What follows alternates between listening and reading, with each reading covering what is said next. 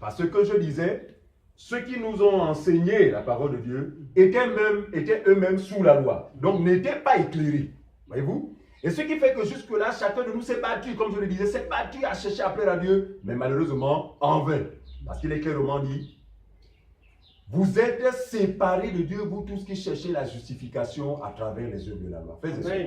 Mais je vous assure que c'est gravissime de savoir aujourd'hui que dans le milieu religieux, justement, le problème c'est vraiment la loi. La loi cause des dégâts énormes. Des dégâts qui causent même la manière, enfin qui influencent négativement la manière dont les gens pensent. Voyez-vous? J'ai entendu des gens dire, oh non, je vais me rendre du côté de Toum pour aller chercher Dieu. Une telle mentalité relève clairement de la loi. Parce que ici, frères et sœurs, sous la loi, les gens avaient une vision lointaine de Dieu. Dieu était très loin d'eux. Ce qui est contraire à la nouvelle alliance, parce que Dieu est non seulement parmi nous, mais il est en nous. Amen. Voyez-vous? J'ai entendu des gens dire, oh, je vais chercher la face de Dieu. Or, Paul s'est exprimé clairement à ce sujet pour nous démontrer que, écoutez, la dispensation n'est plus celle où les hommes étaient loin de Dieu, mais Dieu est non seulement au milieu de vous, mais il est en vous. Alors, prenons rapidement Romains chapitre 10. Romains chapitre 10, s'il vous plaît. On va lire, écoutez Paul, quant à comment s'exprime la justice qui vient de la foi. Romains chapitre 10, excusez-moi. C'est cela, très bien. Après, verset 4. 5. Romains chapitre 10, à partir du verset 5. Hein? Voilà, 5, ouais. En effet, Moïse définit ainsi la justice qui vient de la loi. L'homme qui mettra ces choses en pratique vivra par elle. Très bien. Voici comment Moïse définit la justice qui vient de la loi. Il dit, celui qui va être juste devant Dieu, c'est celui qui sera capable de mettre en pratique tout ce que prescrit la loi, comme nous l'avons dit, sans violer un seul des commandements. C'est ce que dit Moïse. Ensuite. Verset 6. Oui. Mais voici comment parle la justice qui vient de la foi. Ah, celle qui nous concerne. Amen. Elle dit quoi? Ne dis pas en ton cœur qui montera au ciel. Très bien. Ne dis plus en ton cœur qui montera au ciel. Parce que celui qui devait monter est déjà monté. On y va, mon frère. C'est en faire descendre Christ. Voilà. Alors que Christ est déjà descendu. Ou qui descendra dans l'abîme, c'est en faire monter Christ d'entre les morts. Il a déjà été dans l'abîme pour dire tout est fait, tout est accompli pour tout est accompli pour tous ceux qui croient. On continue, mon frère. Que dit-elle donc? Que dit-elle, cette justice? La parole est près de toi. Frères et sœurs, la parole est près de toi. Non seulement près de toi, dans ta bouche. Elle est dans ta bouche. Et dans ton cœur. Elle est dans ton cœur. Or, c'est la parole de la foi que nous prêchons. Il dit c'est la parole de la foi que nous prêchons, frère. C'est à partir de ce moment qu'il peut dire si tu confesses de ta bouche le Seigneur Jésus-Christ. Non, les gens ont pensé par le passé que le tout c'est de confesser. Non, la confession doit émaner de ce qui s'est passé à l'intérieur de vous. Parce qu'on ne peut confesser que ce qui est dans le cœur. C'est pourquoi il faut que l'expérience soit d'abord intérieure, n'est-ce pas? Et cette expérience, aujourd'hui nous confessons qu'il est dans la mesure où nous parlons, n'est-ce pas, de la foi. Nous parlons de la foi. Nous prêchons la foi. Nous parlons des choses que nous ne voyons pas, mais qui sont réelles, qui se sont accomplies en chacun d'entre nous. Voyez-vous? Donc, je vais passer la parole à Fabrice. Gloire au Seigneur. Je voudrais qu'on prenne nos Bibles dans le livre de Galates 4, au verset 21, jusqu'au verset 31. Galates 4. On peut lire. Quelqu'un peut lire? Galates 4, Galates 4, verset 21 jusqu'à 31. C'est un peu long. Dites-moi, vous qui voulez être sous la loi, n'entendez-vous point la loi? Car il est écrit qu'Abraham eut deux fils, un de la femme esclave et un de la femme libre. Mais celui de la femme esclave naquit selon la chair, et celui de la femme libre naquit en vertu de la promesse. Ces choses sont allégoriques. Mon frère, on peut d'abord s'arrêter là.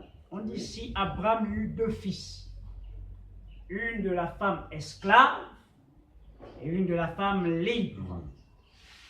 Alors, ici, la femme esclave est représentée par Agar. Agar. Et la femme libre, c'est Sarah. Alors, nous disons ici que la loi est représentée ici. La loi, parce qu'il y a, depuis la première alliance, la loi et la grâce est représentée. Nous disons ici que ça ne date pas d'aujourd'hui. La Bible déclare que car dans le rouleau du livre, il est question de moi. Alors ici, il y a une qui est née de la femme esclave qui représente Sarah, Agar, tant pour moi, mais une de la femme libre qui est notre mère, la mère de tous ceux qui croient. Alors, nous disons ici que la loi, frères et sœurs, vous qui m'écoutez, la loi ne peut pas vous sauver. Si vous vous attachez à la loi, c'est la mort. Je voudrais également que le frère continue à lire le verset. Verset 23. Mais celui qui de l'esclave naquit selon la chair et celui de la femme libre naquit en vertu de la promesse. On dit bien selon la chair, les frères. Voyez-vous, il naquit selon la chair. La chair, ce sont des efforts. La chair, c'est le fait d'être esclave. On dit bien esclave. C'est l'esclave. L'esclave ne peut pas faire sa propre volonté.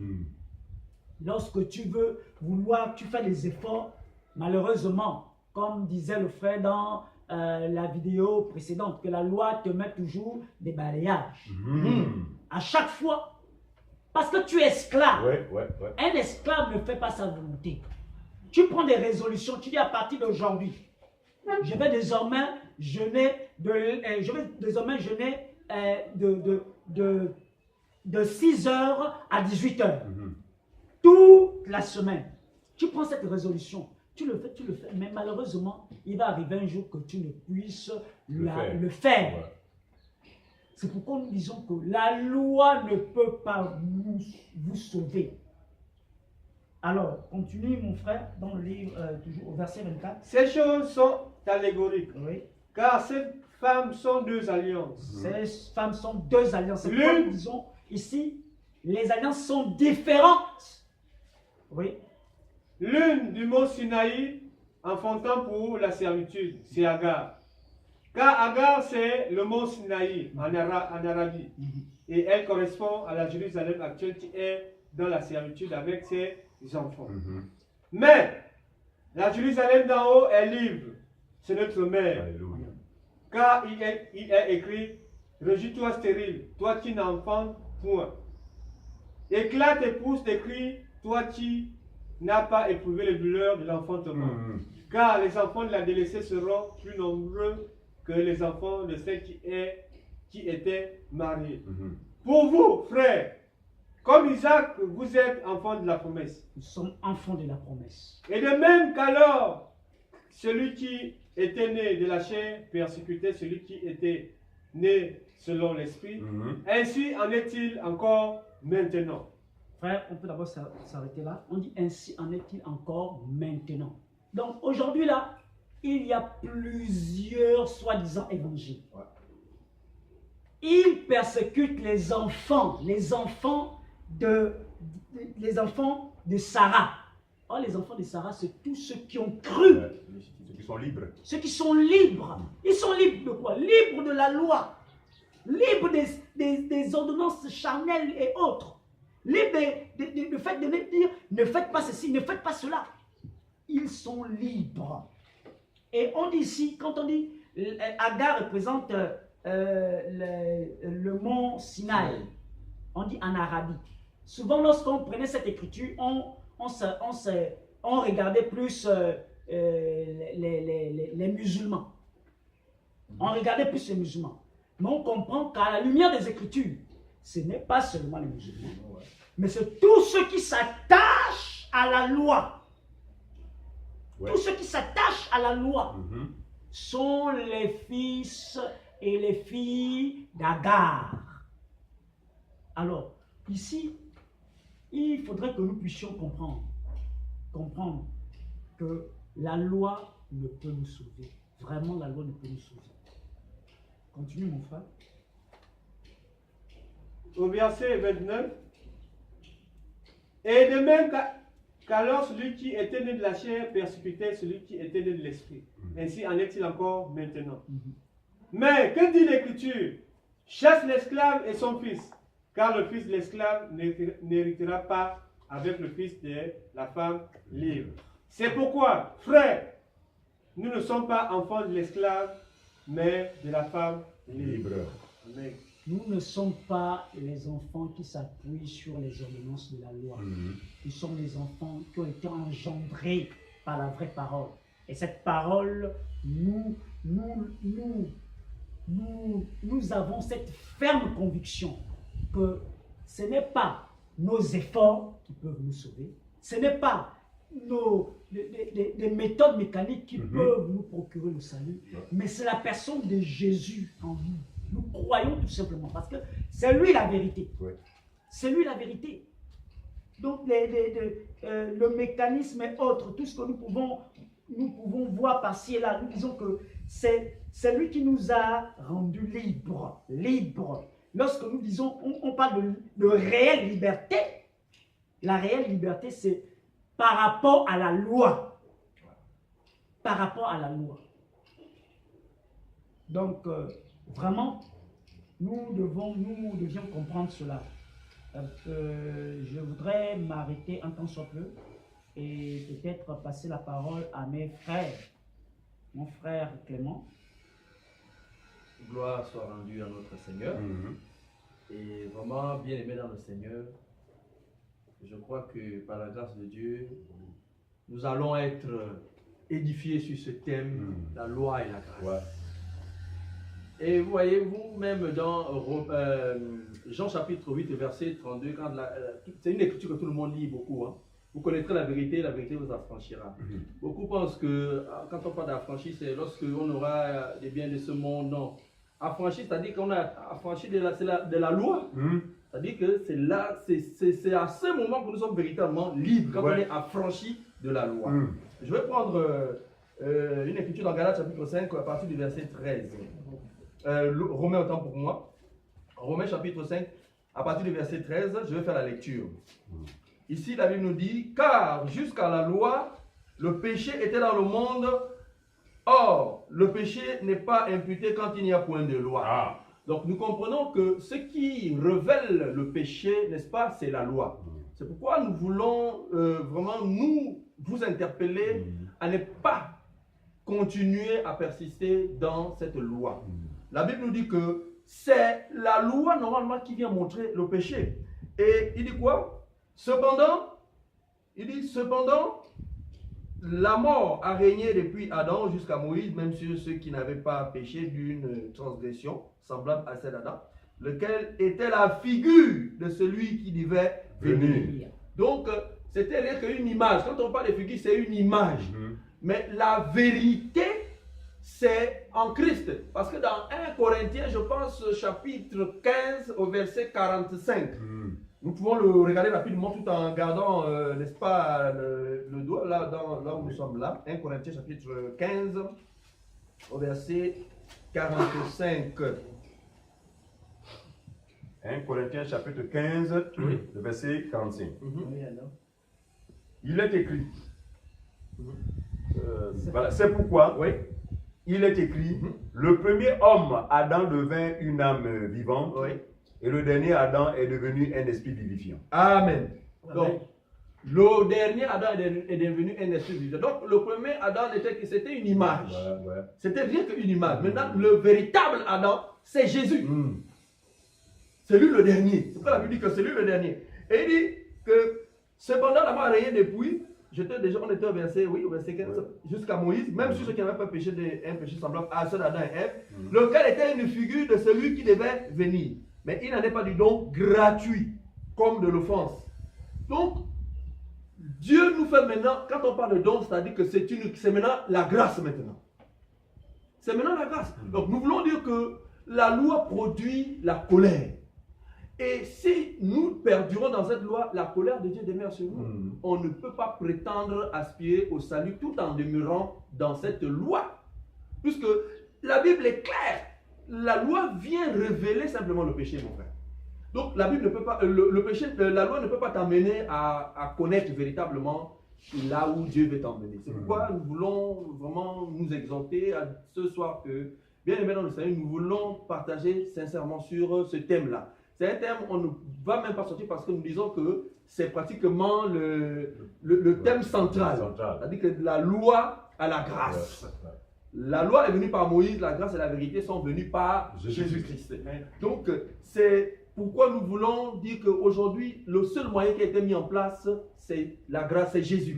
Donc, on ne va plus être soumis à la loi, ou bien on va encore à nous amener à faire des restrictions ou à faire ceci. Bien aimé, tout ceci va seulement nous amener à la condamnation et nous ne pourrons pas prétendre être des enfants de Dieu sur cette base. Autrefois, la vidéo précédente, nous avons dit que devenir enfant de Dieu, ça n'émanait pas d'un homme, mais c'était une volonté pure de Dieu. Selon Jacques chapitre 1, verset 18, c'est la volonté de Dieu, c'est Dieu lui-même qui fait de toi enfant de Dieu, c'est lui qui nous fait enfant de Dieu.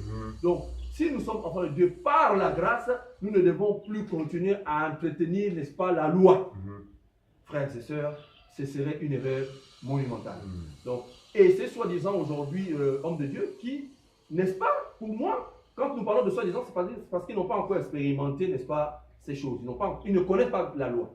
Donc c'est pourquoi ils sont toujours dans la loi. Nous pouvons assister à certaines personnes aujourd'hui qui peut-être parlent de ça, mais qui n'ont pas encore réalisé cela.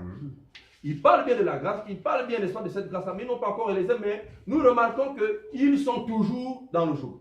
Ils sont toujours dans la loi. C'est parce qu'ils n'ont pas encore eu la grâce, ils n'ont pas encore réalisé la grâce de Dieu dans leur vie. C'est pourquoi il est important de réaliser la grâce que Dieu nous accorde au travers de Jésus-Christ qui nous sauve aujourd'hui. Donc, bien aimé dans le Seigneur, voilà, c'est un peu ce que je peux ajouter pour complément par rapport à ce thème qui est tellement vaste. Il y a beaucoup de choses à dire. Nous avons vraiment beaucoup de choses à parler. Et je vais passer la parole peut-être à mon frère à mes côtés qui va certainement ajouter encore quelque chose. Amen. Amen. Comment nous continuons à rendre à Dieu les multiples actions. Alléluia. Pour ces moments. C'est des moments plus que merveilleux pour les enfants du Seigneur. Dans Romains chapitre 8, verset 1er, la parole de Dieu est claire. Il n'y a pas de condamnation pour ceux qui sont en Christ. en Christ. Or, la condamnation, c'est la loi. Alléluia. La loi, c'est la mort. Ouais. La loi, c'est la chair. La loi, c'est le péché. Bien aimé, vraiment, il faut qu'on le comprenne une bonne fois pour toutes. Qu'est-ce qui n'a pas changé? Si vous comprenez vraiment cette démarche, par la grâce qui vous est accordée ce soir, par le Très-Haut lui-même, vous ne comprendrez rien de ce qui se passe, de ce que Dieu veut réellement faire en toi. En principe, si Dieu t'a connu d'avance, c'est des choses que tu as mené à comprendre, quel que soit le temps. Expérimenter. Et tu vas les expérimenter. Amen. Et dans Galates 5, il va dire, si le Fils vous a franchi, vous êtes réellement libre.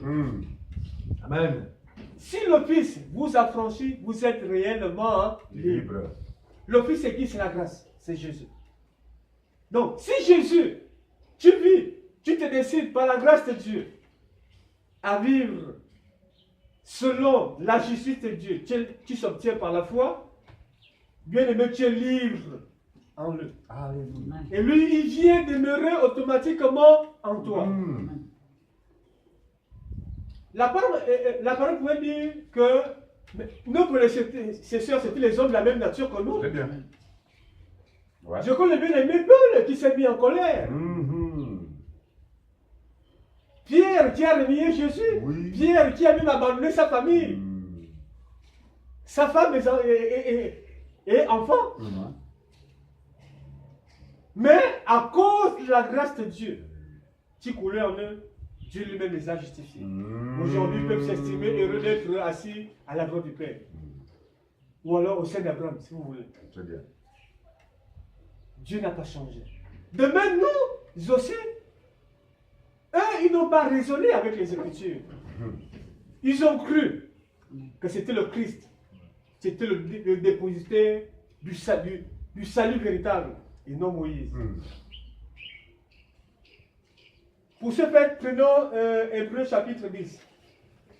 À partir du verset 5 au verset 11, si vous voulez. Voilà. Hébreux, Vas-y, vas-y. Hébreux chapitre 10, à partir du verset 5 jusqu'à Verset 10. 10. C'est pourquoi Christ, entrant dans le monde, dit, tu n'as voulu ni sacrifice, ni offrande, mais tu m'as formé un corps. Tu n'as agréé ni holocauste, ni sacrifice pour le péché. Alors j'ai dit, voici je viens. Dans le rouleau du livre, il est question de moi pour faire, oh Dieu, ta volonté. Après avoir dit d'abord, tu n'as voulu et tu n'as agréé ni sacrifice, ni offrande, ni holocauste, ni sacrifice pour le péché, ce que l'on offre selon la loi. Il dit ensuite, voici je viens pour faire ta volonté. Il dit, verset, il dit, voici je viens pour faire ta volonté. Quelle était sa volonté? Quelle était, ça c'est la question qu'on peut se poser. Quelle était la volonté de notre Christ en venant sur cette terre? C'était justement de délivrer l'homme par son sacrifice, l'emprise du péché, de la condamnation ou de la loi, afin qu'il reçoive une vie, mais une vie en abondance, une vie éternelle. Il n'y avait pas autre chose. C'était ça justement sa volonté. C'était pas autre chose. Je continue, je peux continuer, frère, pour aller un peu plus vite. Il abolit ainsi la première chose pour établir la seconde. C'est-à-dire qu'il va abolir la loi. C'est pourquoi Galate nous dit que la loi était un pédagogue pour nous amener vers Christ.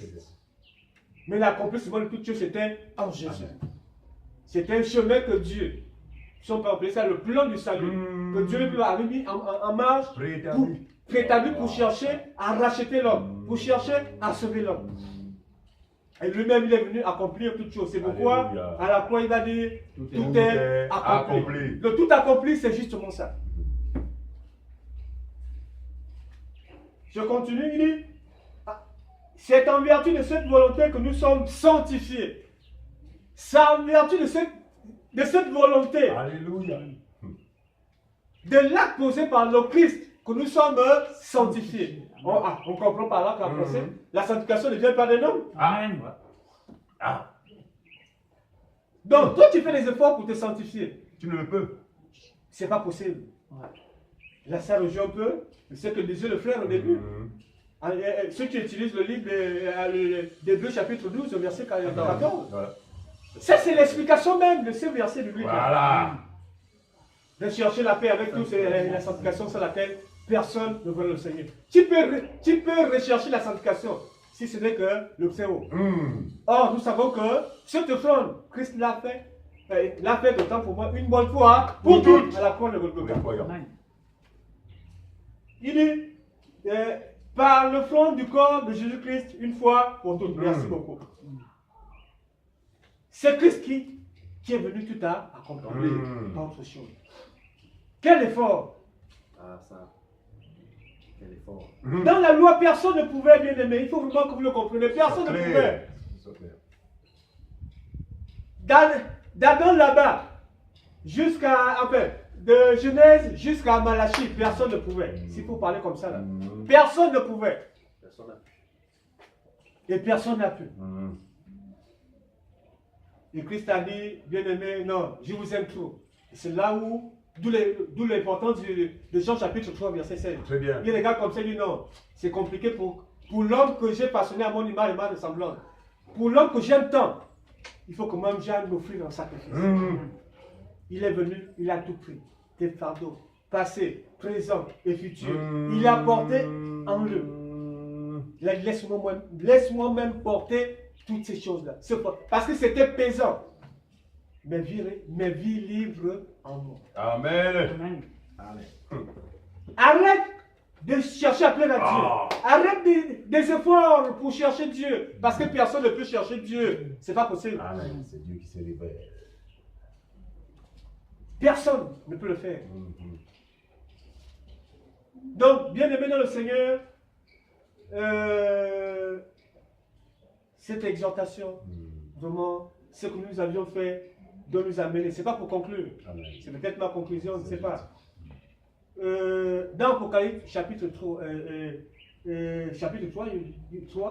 l'église de Laodicée. La parole de Dieu dit, voici je me tiens à la porte. Je cogne. Si quelqu'un entend ma voix, qu'il ouvre et entre.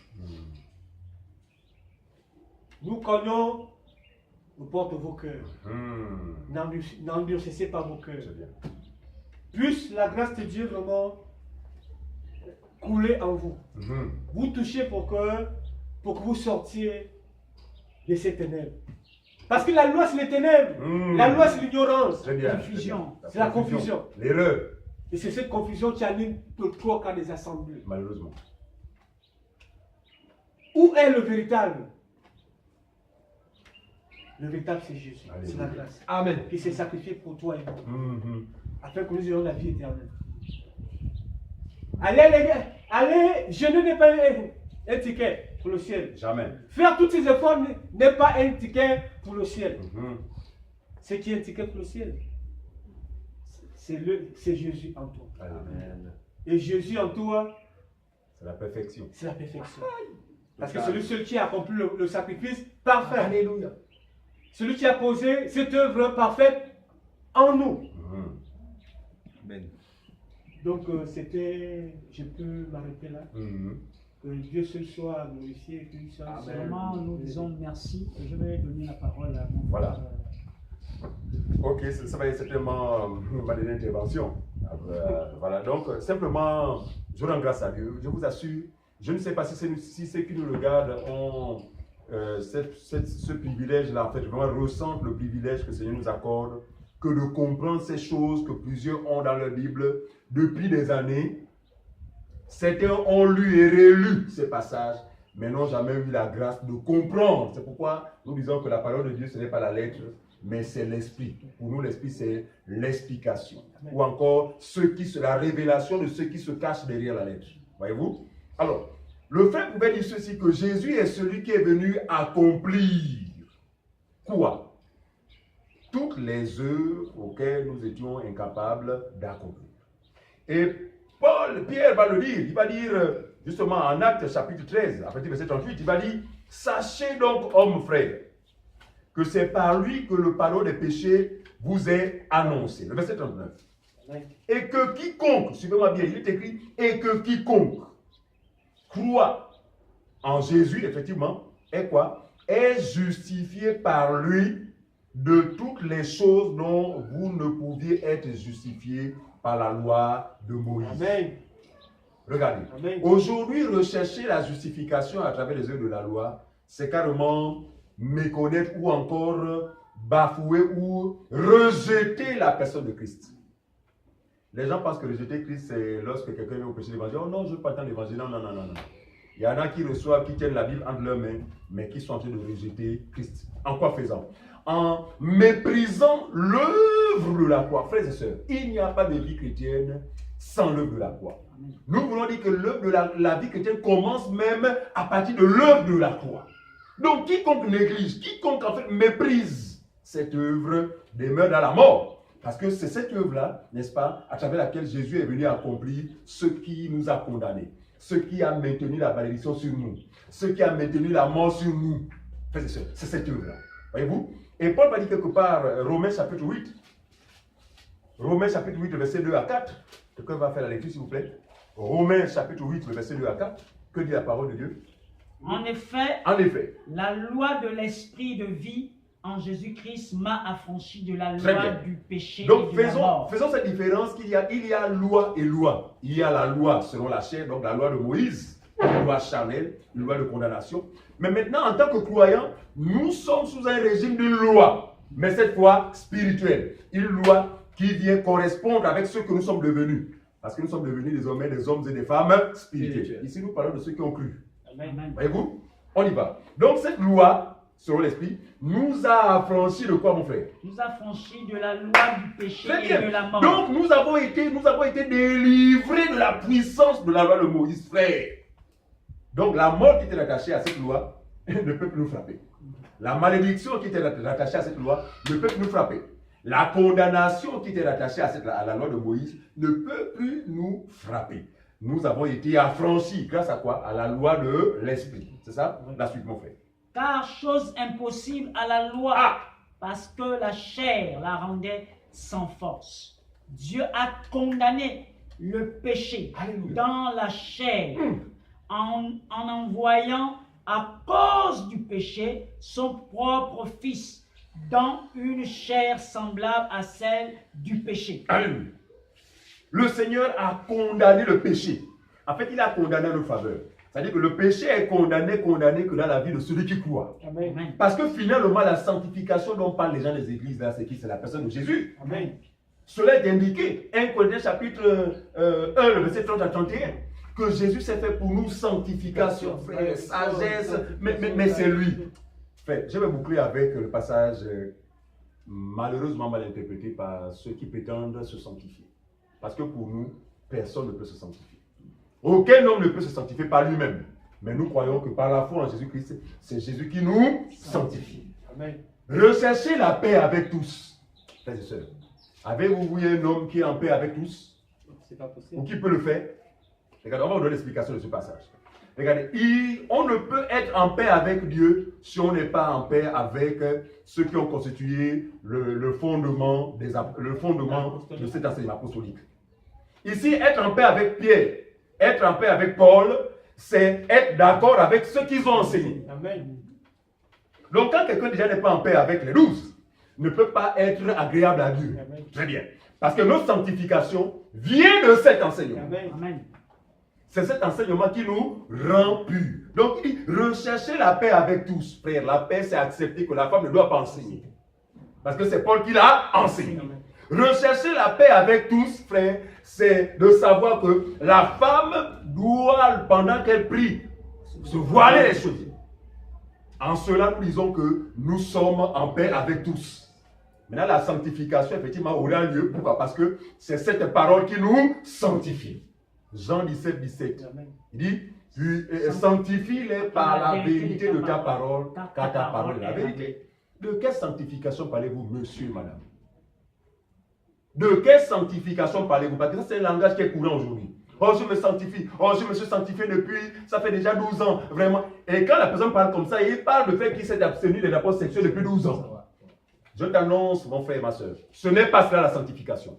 Tu iras dans le lac de l'enfer aussi longtemps que tu ne vas pas croire à la sanctification qui est lui-même Christ. Frère, la sanctification est un don. Amen. Un don gratuit, frère. Amen. Un don qui ne tient pas compte de ce que nous sommes, de ce que nous étions. Mais c'est Dieu qui a bien voulu nous rendre tel qu'il est. Et nous rendons grâce à Dieu pour cela. Et donc, nous reviendrons là-dessus parce que nous aurons un plateau, nous vous l'annonçons. Effectivement, où nous prendrons du temps à expliquer des passages erronés pour certains, vraiment, tels que celui-ci. Donc là, aujourd'hui, vous avez l'explication. Et nous voulons que sur la base de cette explication, effectivement, vous amendiez. Voilà. Que vous amendiez. Voyez-vous? Donc, nous aurons des passages comme ça, un passage comme celui de... On ne vient pas voir le prophète les mains vides. Nous donnerons le sens. Ça venait à la maison du trésor. Très bien. Nous allons expliquer tous ces passages-là, n'est-ce pas, en vue de vous éclairer vraiment, car cela est conforme à la volonté de Dieu. Donc, je vais m'arrêter là pour le moment et que Dieu fasse grâce. Vraiment, nous disons gloire à Dieu pour tout cela, pour les interventions, pour chacun d'entre nous. Vraiment. Et nous voulons que la grâce du Seigneur vous soit également accordée. Afin que les yeux s'ouvrent et que les écailles tombent. Nous disons merci au Seigneur. Je ne sais pas si les frères ont quelque chose à ajouter là-dessus. Alors, s'il n'y a rien à ajouter, nous disons tout simplement merci au Seigneur et vraiment par la mesure de grâce qu'il a déversée à tout un chacun, nous contribuons tout simplement pour la gloire de notre Seigneur Jésus. Ce n'est pas, nous ne nous prêchons pas nous-mêmes, comme l'ont rappelé les frères ici, et comme on rappelle l'apôtre Paul. Alors, loin de nous d'être, de nous prévaloir comme des super, comme certains le disent, SS, non. Nous voulons tout simplement répéter, parce que le fondement, c'est les apôtres et les prophètes. On dit bien les apôtres et les prophètes. Jésus-Christ lui-même étant la pierre angulaire. Alors nous disons merci de nous avoir écoutés, vraiment, et nous prions que la grâce du Seigneur vraiment vous soit accordé encore une fois de plus. Et à la prochaine vidéo, nous allons tout simplement remercier le Seigneur et bénir le Seigneur, prier pour ceux-là qui nous écoutent, afin que la parole de Dieu fasse son effet. Je vais prier. Seigneur, je te remercie et je te rends grâce parce que tu as permis à que ce temps soit encore possible, ce moment soit possible. Et je prie, Seigneur notre Dieu, par ta grâce et par ta fidélité, toi qui connais tes enfants, notre Dieu, notre Père, dans le monde, tu déclares que mes brebis entendent ma voix et me suivent. Je t'en supplie que ta grâce les soit accordée, ô Dieu, afin qu'ils écoutent ta voix et te suivent. Nous te remercions, nous te rendons toute la gloire.